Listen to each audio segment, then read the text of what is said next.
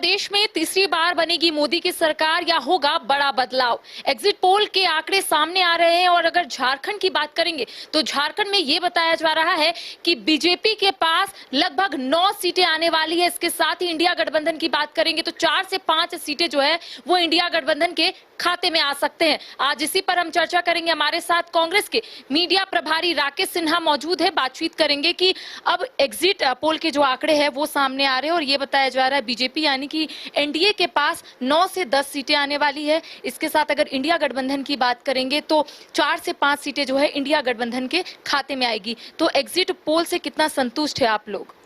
देखिए, exit poll Bharatiya Janata party को देश की सत्ता से एग्जिट करने वाली निकलेगी 4 तारीख को। एग्जिट पोल 2004 में भी आया था और एग्जिट पोल 2004 में जब आया तो उसमें यह भी हुआ कि शाइनिंग इंडिया है और एनडीए 300 के पार जाएगी। परिणाम क्या हुआ? एनडीए बुरी तरह परास्त हो गई। एग्जिट पोल 2009 में भी आया और 2009 में भी वही एग्जिट पोल के नतीजे थे कि एनडीए फिर सत्ता में आएगी। परिणाम क्या हुआ? 2009 में भी एनडीए बुरी तरह परास्त हो गई। तो ये जो एग्जिट पोल है वो 2004 की पुनरावृत्ति होगी। मतलब जिस प्रकार का रिजल्ट 2004 में आया वही रिजल्ट 2024 में आने जा रहा है। इसलिए कि जनता ने मुद्दों पर वोट किया है। जनता ने मंगलसूत्र पे वोट नहीं किया, जनता ने मटन पे वोट नहीं किया, जनता ने मुजरे पे वोट नहीं किया। जनता ने वोट किया है महंगाई पे, बेरोजगारी पे, देश की गिरती अर्थव्यवस्था पे और इलेक्टोरल बॉन्ड पे। तो जब जनता ने मुद्दों पर आधारित वोट किया है तो मुद्दा विहीन सरकार बिल्कुल सत्ता से हटेगी। आप लोग कितना सोच कर रखे हैं, यानी कि इंडिया गठबंधन की ओर से क्या लगता है? देश भर की बात करेंगे तो उसका भी आंकड़ा बताइए और झारखंड का भी आंकड़ा बताइए कि आप लोगों ने कितना सोच कर रखा है। देश भर में 295 प्लस ये है इंडिया गठबंधन का रिजल्ट।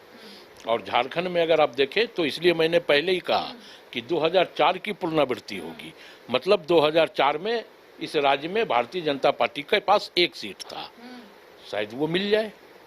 अच्छा, ये बताइए कि अगर आप लोग जो आंकड़ा आप लोग सोच कर रखे हैं अगर उससे कम बेसी होता है तो चूक कहाँ होगी? क्योंकि लगातार ये भी खबरें सामने आ रही थी कि प्रत्याशी कांग्रेस ने काफी देर से चुनावी मैदान में उतारा, तो इसका खामियाजा कहीं ना कहीं कांग्रेस के प्रत्याशियों को उठाना पड़ रहा है, यानी कि इंडिया गठबंधन के प्रत्याशियों को उठाना पड़ रहा है। तो क्या आप मान रहे हैं? 4 जून आ जाने दीजिए।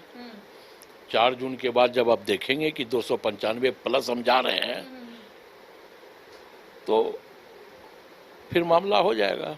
आप लोग 295 प्लस की बात कर रहे हैं और उधर बीजेपी जो है वो 400 पार का नारा लगा रही है। उनका कहना है कि 400 तो हमारे ही पास है। तो क्या लगता है इसको किस रूप में ले रही है इंडिया गठबंधन?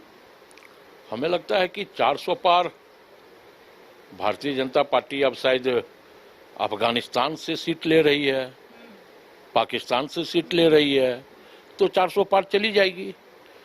देश में भारतीय जनता पार्टी 400 पार नहीं जाने जा रही है। अच्छा, रांची विधायक सीपी सिंह ने स्पष्ट रूप से कहा है कि 14 के 14 जो सीटें हैं वो एनडीए के खाते में आने वाली है और उनका ये भी कहना है कि अगर 1-2 सीटों की बात करेंगे तो 1-2 सीटें जो है वो इंडिया गठबंधन को हम लोग दे सकते हैं, यानी कि वो लोग जीत सकते हैं। तो इसको किस रूप में ले रहे हैं?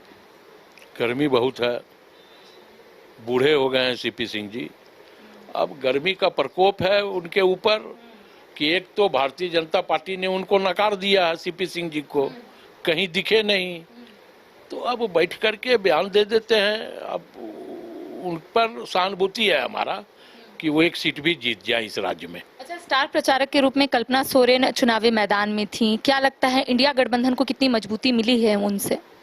स्वाभाविक तौर पे मजबूती मिली है, क्योंकि जिस प्रकार हेमंत सोरेन जी को एक साजिश और षड्यंत्र के तहत फंसा करके जेल भेजने का काम किया, तो कहीं ना कहीं जब वो बागडोर संभाली, तो जब एक शेरनी बागडोर संभाल लेती है जंगल का, तो ये जो गिदर बिल्ली भारतीय जनता पार्टी के खेमे में है ना, खलबली मच जाती है। तो खलबली मच गया इन लोग के खेमे में। जो मुद्दे के साथ जनता के बीच में आप लोग गए थे, जितने भी प्रत्याशी, जितने भी स्टार प्रचारक लोगों के बीच में गए, क्या लगता है वो मुद्दा लोगों को पसंद आया? क्या लगता है वही मुद्दे के साथ आप लोग आगे बढ़ सकते हैं? बिल्कुल। हमारा जो 5 न्याय 25 गारंटी है, जो राहुल जी ने कहा, कांग्रेस पार्टी ने कहा कि 8,500 रुपया महीना, खटाखट खटाखट खटाखट। तो जनता ने भी ईवीएम दबा दिया, टकाटक टकाटक टकाटक, और भारतीय जनता पार्टी का सुपरा साफ कर दिया इस राज्य में। मतलब एग्जिट पोल से आप लोग संतुष्ट नहीं हैं? मैंने कहा कि 2004 में भी एग्जिट पोल हुए हैं। तो देखिए, एग्जिट पोल के आंकड़े को लेकर लगातार हम नेताओं से प्रतिक्रिया ले रहे हैं और इस वक्त हमारे साथ मौजूद थे राकेश सिन्हा, जिनका स्पष्ट रूप से कहना है कि 2004 में भी एग्जिट पोल के आंकड़े सामने आए थे और जो 2004 में आए थे वही 2024 में भी आएंगे। तो स्पष्ट रूप से इनका कहना है कि एग्जिट पोल से ये लोग संतुष्ट नहीं है। 4 जून को मतगणना होने हैं और ऐसे में जितनी भी अपडेट है हम अपने दर्शकों तक सबसे पहले पहुंचवाएंगे। फिलहाल कैमरा सहयोगी राजवल्लभ के साथ करिश्मा सिन्हा, न्यूज 22 रांची।